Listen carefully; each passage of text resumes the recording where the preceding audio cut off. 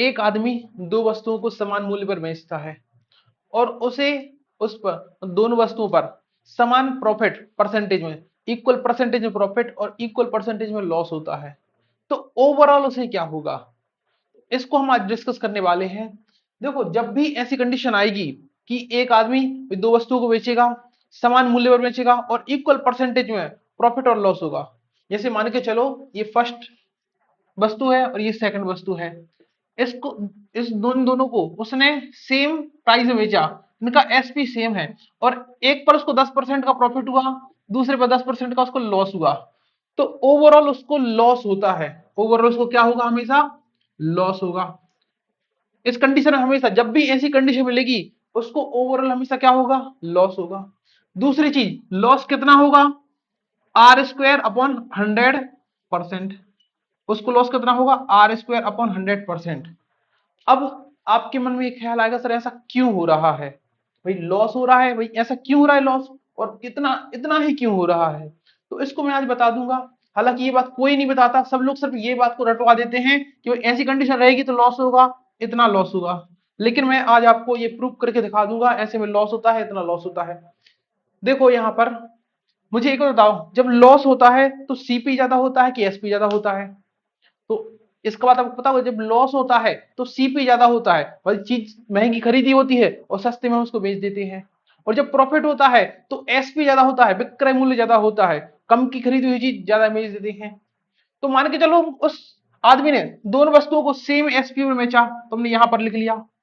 अब ये फर्स्ट पे उसको प्रॉफिट हुआ है, फर्स्ट पे उसको प्रॉफिट हुआ है, तो प्रॉफिट हुआ है तो इसका एसपी कम रहा होगा, एसपी सॉरी इसका सीपी एसपी से कम रहा होगा कि ज्यादा रहा होगा। तो आप बोले सर इसका कम रहा होगा, सीपी कम रहा होगा। ये एक नंबर लाइन बना रहा हूं मैं, ये समझना कि भाई जो यहां पर चीज लिखी है वो ज्यादा है, यहां पर लिखी है कम है।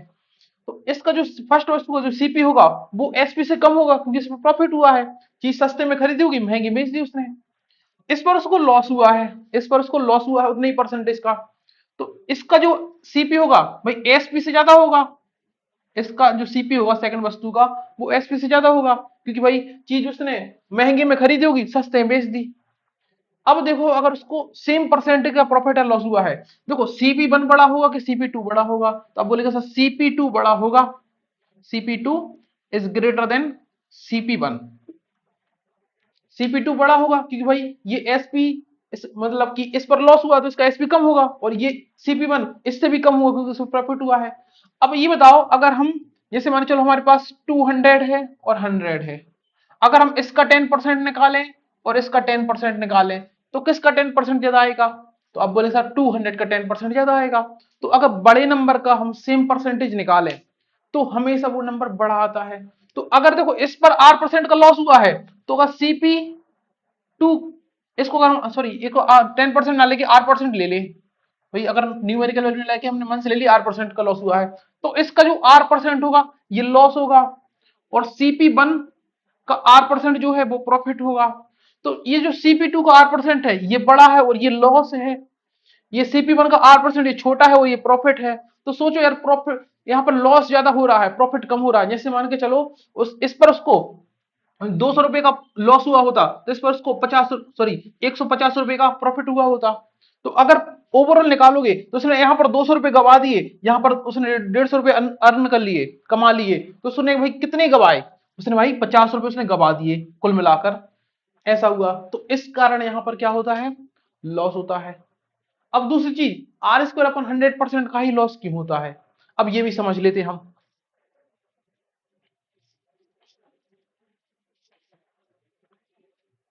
देखो हम लॉस निकालते कैसे हैं, लॉस निकालते कैसे हैं, ये निकालते हम loss upon total CP into 100, loss into total CP upon 100, ये निकालते हैं।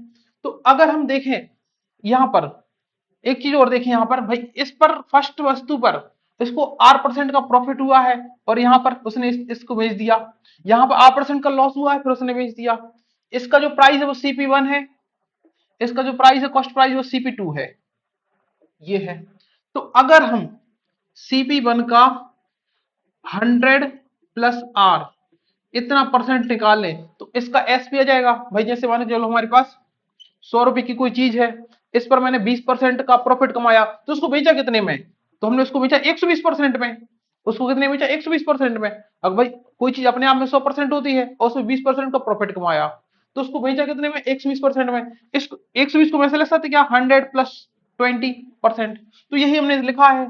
तो इतने परसेंट आर परसेंट का प्रॉफिट हुआ, तो बिकी कितने में चीज? 100 प्लस आर परसेंट में। तो ये क्या निकला है? सीपी। यहां पर देखो इसको लॉस हुआ है, तो अगर हम CP2 का 100 माइनस आर इतना परसेंट निकालें, तो ये उसका एसपी आ जाएगा। ये इसका एसपी आ जाएगा भाई। जैसे मान चलो हमने कोई चीज, हमें कोई किसी चीज पर 20% का लॉस हुआ है, तो भाई ओवरऑल कितने में बिकी चीज? तो आप बोलेंगे सर 80% बिकी, क्योंकि हर चीज अपने आप में 100%। 20% का लॉस हुआ है तो चीज 80% बिकी। तो यहाँ पर CP2 का 100 माइनस आर परसेंट इतने में चीज बिकी है। और हम जानते हैं कि दोनों चीज सेम प्राइस में बेची गई है, मतलब ये दोनों क्वांटिटी क्या होंगी? इक्वल होगी। अब यहाँ परसेंटेज से परसेंटेज कट जाएगा। अगर हम CP2 अपॉन CP1 निकालें, तो ये क्या होगा? CP2 यहीं पर रहेगा, ये डिवाइड में चला गया, नीचे आ गया। अब ये यहां पर रहेगा 100 plus R upon 100 minus R. अब यहां पर हम कंपोनेंट और डिविडेंड लगा देते हैं, तो ये हो जाएगा CP2 plus CP1 upon CP2 minus CP1 is equal to, जब यहां पर कंपोनेंट और डिविडेंड लगाएंगे तो ये मैं पहले ही बता चुका हूं, यहां पर हो जाएगा 100 अपॉन आर। दोनों को पलट देते हैं, ये हो जाएगा CP2 minus CP1 upon CP2 plus CP1 is equal to R upon 100। ये हो गया। अगर हम दोनों साइड आर परसेंटेज से मल्टीप्लाई कर दें, आर परसेंटेज, तो यहां भी आर परसेंटेज हो जाएगा और यहां भी आर परसेंटेज हो जाएगा। तो ये जो चीज है ये हो जाएगी R square upon 100, R square upon 100, और परसेंटेज रहेगा बाहर। अब देखो ये CP2 प्लस CP1 क्या है? ये आप बोलेंगे सर ये तो टोटल कॉस्ट प्राइस है, टोटल CP है। ये CP2 का आर परसेंट ये लॉस है, ये CP1 का आर परसेंट ये प्रॉफिट है। तो टोटल लॉस में से टोटल प्रॉफिट घटा दिया हमने, तो क्या बचा? ओवरऑल लॉस बचा हमारे पास। भाई लॉस ज्यादा है, प्रॉफिट कम है, तो भाई जैसे मान के चलो हमने एक चीज पे 200 रुपए कमाए और दूसरी चीज पर, सॉरी, एक चीज मैंने 200 रुपए गवा दिए और दूसरी चीज पर मैंने 150 रुपए कमाए, तो ओवरऑल मैंने 50 रुपए गवा दिए। तो यहाँ पर ये जो चीज निकल के ये क्या हो जाएगी? लॉस। ये हो जाएगी लॉस अपॉन ये हो जाएगा CP is equal to R square upon 100। ये 100 को अगर हम यहां भेज दें या फिर इसको यहीं पे रहने देते हैं। अब देखो जो लॉस का जो फॉर्मूला था हमारा, ये हो जाएगा लॉस, सॉरी, लॉस परसेंटेज का जो फॉर्मूला था, लॉस परसेंटेज इक्वल टू होता है loss upon, sorry, CP into में 100, ये होता है। और लॉस अपॉन CP की मतलब क्या है? यहाँ पर ये इसकी वैल्यू निकली आर स्क्वायर, देखो यहाँ परसेंटेज रहता है आर स्क्वायर अपॉन 100, ये निकली, इंटू ये परसेंटेज इंटू 100, ये परसेंटेज। अब ये परसेंटेज और ये 100 कैंसिल आउट हो जाएंगे, तो ओवरऑल क्या बचेगा हमारे पास? ये बचेगा आर स्क्वायर अपॉन 100%। तो यहां से हमारा निकल कर आता है लॉस परसेंट। ये थोड़ा कॉम्प्लिकेटेड होता है, लेकिन एक बार समझना जरूरी है कि भाई हम रट्टू तोता तो है नहीं कोई, बस बोल दिया कि लॉस होगा, हाँ लॉस होगा। आर स्क्वायर पर 100% का होगा, आर स्क्वायर पर 100% का होगा। भाई क्यों होगा ये भी तो समझना जरूरी है। तो आपको ये समझ आया होगा, मैंने ओवरव्यू दे दिया। आप इसको एक बार और करके देख सकते हैं। अब हम आते हैं क्वेश्चन पर। देखो अगर हमने ये चीज समझ ली तो हमें क्वेश्चन करने में कोई दिक्कत नहीं होगी, हम बहुत आसानी से क्वेश्चन कर लेंगे। देखो फर्स्ट क्वेश्चन दिया है, एक आदमी दो वस्तुओं को समान मूल्य पर बेचता है। पहली वस्तु पर 10% का लॉस होता है, दूसरी वस्तु पर 10% की हानि होती है, उसको कुल लाभ परसेंट या हानि परसेंट बताएं। तो भाई मैंने क्या बोला कि ओवरऑल क्या होगा? लॉस होगा। कितने परसेंट का होगा? आर स्क्वायर अपॉन 100% का होगा। आर की वैल्यू क्या है? 10, तो 10 का स्क्वायर 100 अपॉन 100% मतलब 1%, ये उसको लॉस होगा। देखो कितने जल्दी आंसर निकाल लिया, कंसेप्ट पता है तो बहुत जल्दी आंसर आ जाता है। सेकंड, एक व्यापारी ने दो टीवी प्रत्येक 2400 में बेचे। पहले पर से 20% का लाभ, दूसरे पर 20% की हानि हुई, उसका कुल लाभ या हानि ज्ञात करना है। सॉरी, परसेंटेज नहीं, यहाँ पे वैल्यू दी इसलिए लाभ या हानि ज्ञात करना है।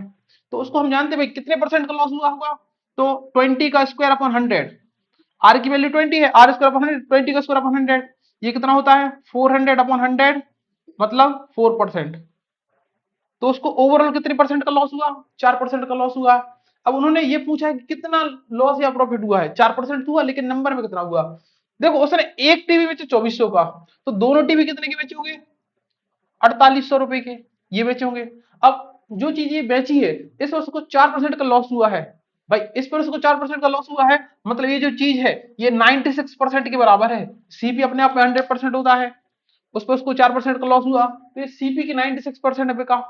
हमें लॉस पता करना है, लॉस कितने को 4% का हुआ, तो 4% की वैल्यू पता करना है। अगर हम उसको 24 से कैंसिल आउट कर देते हैं तो 24 से कैंसिल आउट करेंगे तो 24 चौका 96, तो 4%, 24 दूनी 48, 200 हो गया। तो 4% की जो वैल्यू है वो 200 आ गई, और इतने ही परसेंट का उसे लॉस हुआ है, तो 400 4% का लॉस हुआ, जिसकी वैल्यू कितनी है? 200। तो इसका आंसर कितना है? 200 का उसको लॉस हुआ है। तो आई होप आपको ये चीज समझ आई होगी। आज आपने इसका रीजन भी जान लिया होगा। अगर वीडियो आपको अच्छी लगी है तो आप इसको लाइक करें, और कोई डाउट है तो आप उसके लिए कमेंट कर सकते हैं।